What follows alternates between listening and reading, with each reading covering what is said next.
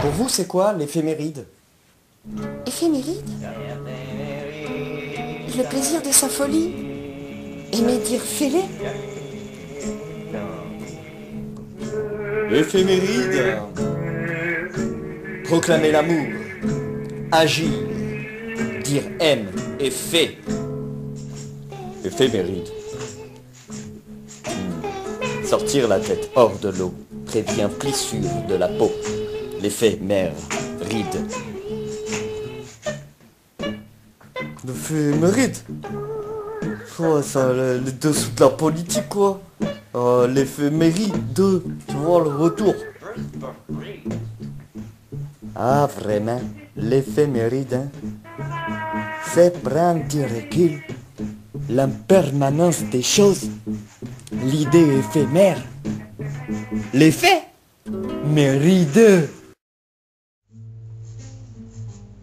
C'est l'histoire d'une histoire. Elle se voulait la plus intéressante possible. Pleine de rebonds, dissements. C'est dire s'il fallait partir d'en bas. Sa chute, elle ne voulait la dévoiler, de peur de rester sur sa faim. Un parfum, une parade se plaçaient entre un côté sensationnel qui poussait à l'ascension et un ressenti des sensations faisant goûter ce qui se passait. Toucher du doigt ce qui impressionnait apportait toujours une odeur de renouveau, à condition d'être à l'écoute, au cœur des choses. La vision d'être pris à revers était irrésistiblement effrayante. Bref, une lecture de 5 sens, ouvrant son résumé à une quintessence.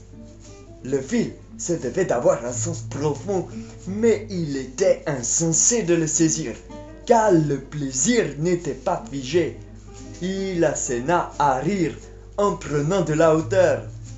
Un scénario, donc finalement toujours voir ailleurs et s'aimer.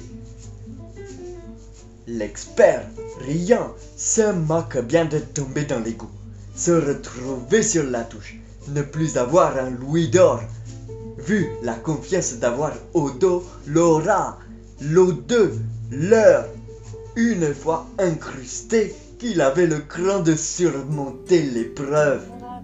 L'épreuve du vécu s'inscrivait dans sa chair et finalement, il n'y avait que cela à éprouver, sans se retrouver comme un navet. Citrouille et peur devenaient hégémonie, serrant son cœur d'artichaut.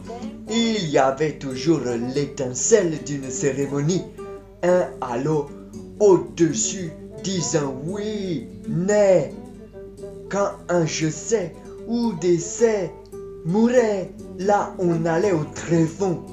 Spectateur de soi-même, la scène remuait les tripes, l'acteur perdant son sens, sa direction, son trajet dit. Il pouvait pressentir qu'il devait se remettre sur sa route, sentir qu'il est en déroute, mais le sens est là, ressentir. Ne pas tourner de l'œil, aucune fermeture d'œil. Cela arrive à tous, hein? Se sentir mou, rire des rênes qui nous dirigent et empêchent d'être, mourir, renaître, sans s'étirer, juste exalté. Être affamé de sensations n'est pas forcément dans l'action, une fin en soi. Mais des fins, il y en avait moult, séances tenantes. Crier sa rage comme son bonheur, sans bienséance. En bas comme en haut, c'est à ne pas négliger. Notre bêtise assurée ne demande qu'à être découpée à la hache. Même sa volonté sans vertu ne peut parfois rien changer, même si on a le goût d'inhaler, vouloir tout remplacer. L'égout, la haine, le lait, aimer cela peut hérisser, surtout si on a l'habitude de trop parler. Ne pas conduire le char de la sincérité, mais plutôt d'être bloqué. Charles, attends. Sylvie, cela sans se mentir, laissant les vannes lisses, sortir sans via détourné d'un battement de cils, c'est parce que celui qui se délecte de ces heures, le lecteur de l'histoire, a comme projet se protéger, de ne plus se préserver de vivre. Au fond de sa terre, une chose brille, riant.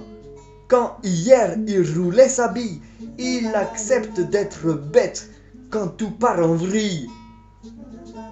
La vie présente cadeau et fardeau. Elle donne l'art, elle donne le dard.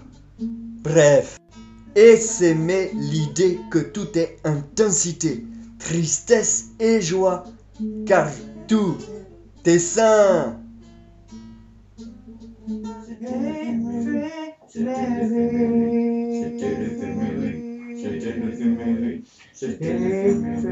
C'était le